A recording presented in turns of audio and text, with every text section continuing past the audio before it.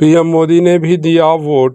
لوک سبھا انتخابات کے تیسرے مرحلے کے لیے ووٹنگ جاری ہے، جس میں 12 ریاستوں اور مرکز کے زیر انتظام علاقے شامل ہیں۔ 93 حلقوں میں ووٹنگ ہوئی۔ گجرات کی سورت سیٹ پر بی جے پی پہلے ہی بلا مقابلہ جیت چکی ہے۔ 19 اپریل اور 26 اپریل کو لوک سبھا انتخابات کے 2 مرحلوں کی تکمیل کے بعد 18ویں لوک سبھا انتخابات کے تیسرے مرحلے کے لیے ووٹنگ ہوئی۔ تیسرے مرحلے میں گوا کے 2، گجرات کی 25، چھتیس گڑھ کے 7 اور کرناٹک کے 14 سیٹوں پر ووٹنگ ہوئی۔ اس کے ساتھ ہی ان ریاستوں میں انتخابات مکمل ہو گئے۔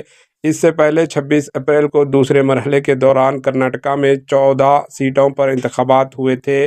دادر اور ناگر حویلی اور دمن اور دیو میں 2 لوک سبھا سیٹوں کے لیے بھی ووٹنگ ہوئی۔ ان کے علاوہ آسام کے 4، بہار کے 5، چھتیس گڑھ کے 7، مدھیہ پردیش کی 8، مہاراشٹر کی 11، اتر پردیش کی 10 اور مغربی بنگال کی 4 نشستوں کے لیے ووٹنگ ہوئی۔ یاد ہے کہ جموں کشمیر میں اننت ناگ راجوری لوک سبھا سیٹ کے لیے ووٹنگ کی تاریخ 6ویں مرحلے میں 25 مئی کو تبدیل کر دی گئی۔ پرائم منسٹر نریندر مودی نے لوک سبھا انتخابات کے تیسرے مرحلے میں اپنے حق رائے دہی کا استعمال کیا۔ انہوں نے احمد آباد کے پولنگ بوتھ پر پہنچ کر اور اپنا ووٹ ڈالا۔ اسی دوران وزیر داخلہ امت شاہ بھی ان کے ساتھ موجود تھے۔ Bureau report, AHN news.